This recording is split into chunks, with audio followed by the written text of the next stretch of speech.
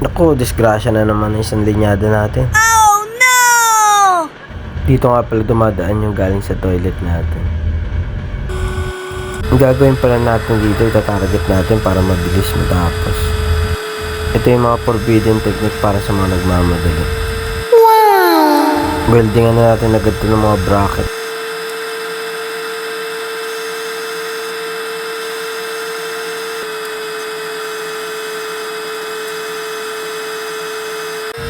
Nako, ito na yung kliyente natin.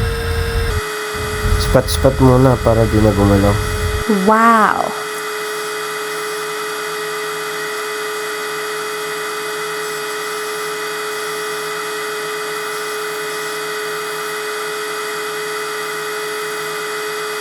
Ito yung para sa pressure gauge natin. Hiniba ko na ng pwesto para madali makita.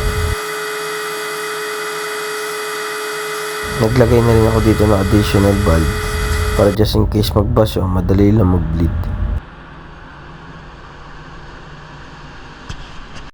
Ito na yung finished product natin.